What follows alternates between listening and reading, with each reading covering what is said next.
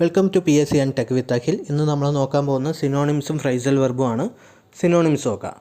മാഗ്നാനിമസ് എന്ന് പറയുന്നത് ജനറസ് ആണ്, മഹത്വമുള്ള, ക്ഷമയുള്ള, കരുണയുള്ള എന്നൊക്കെയാണ് അതിൻ്റെ മീനിങ് വരുന്നത്.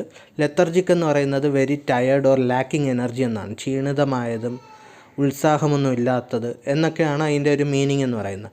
അടുത്ത മാഗ്നിഫിസൻറ്റ് എന്ന് പറയുന്നത് extremely beautiful, impressive or grand എന്നാണ്. ക്രിക്കറ്റിലൊക്കെ കേട്ടിട്ടുണ്ട്, നല്ല ഷോട്ടുകൾ അടിക്കുമ്പോൾ വാട്ട് എ മാഗ്നിഫിസൻറ്റ് ഷോട്ട് എന്ന് പറയുന്നത്, അതിമനോഹരമായ എന്നൊക്കെയാണ് അതിൻ്റെ മീനിങ് വരുന്നത്. ഇൻസ്ക്രൂട്ടബിൾ എന്ന് പറയുന്നത് difficult to understand or interpret എന്നാണ്, മനസ്സിലാക്കാൻ ബുദ്ധിമുട്ടുള്ളത് അല്ലെങ്കിൽ രഹസ്യമായ എന്നൊക്കെയാണ് അതിൻ്റെ ഒരു മീനിങ് വരുന്നത്. റീകാൾസിട്രൻ്റ് എന്ന് പറയുന്നത് stubbornly refusing to obey rule or authority, അതായത് നിയമങ്ങളൊന്നും പാലിക്കാത്ത, നിയമങ്ങളൊക്കെ അതിക്രമിക്കുന്ന ആളിനെയാണ് റീകാൾസിട്രൻ്റ് എന്ന് പറയുന്നത്.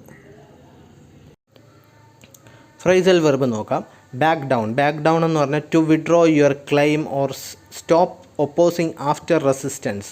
നമ്മൾ എന്തെങ്കിലും കാര്യത്തിൽ നിന്ന് പിന്തിരിയുക, നമ്മുടെ ഒരു നിലപാട്, നമ്മുടെ ഒരു തീരുമാനം ഉപേക്ഷിക്കുക, അതൊക്കെയാണ് ബാക്ക് ഡൗൺ എന്ന് പറയുന്നത്.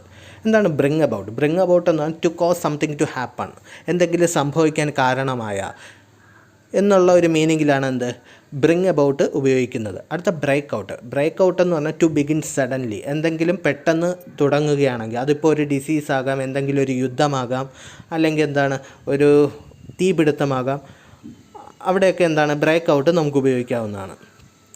അടുത്ത ക്യാരി ഓഫ് എന്ന് പറഞ്ഞാൽ to succeed in doing something difficulty, നമ്മൾ എന്തെങ്കിലും ഒരു കാര്യം, വളരെ ബുദ്ധിമുട്ടുള്ള കാര്യം ചെയ്ത് വിജയിക്കുമ്പോഴാണ് ക്യാരി ഓഫ് ഉപയോഗിക്കുന്നത്. അടുത്ത കോൾ ഓഫ് എന്ന് പറഞ്ഞാൽ to cancel something that was planned, എന്തെങ്കിലും നേരത്തെ തന്നെ പ്ലാൻ ചെയ്ത ഒരു കാര്യം റദ്ദാക്കുന്നതിനാണ് കോൾ ഓഫ് എന്ന് പറയുന്നത്. Thank you.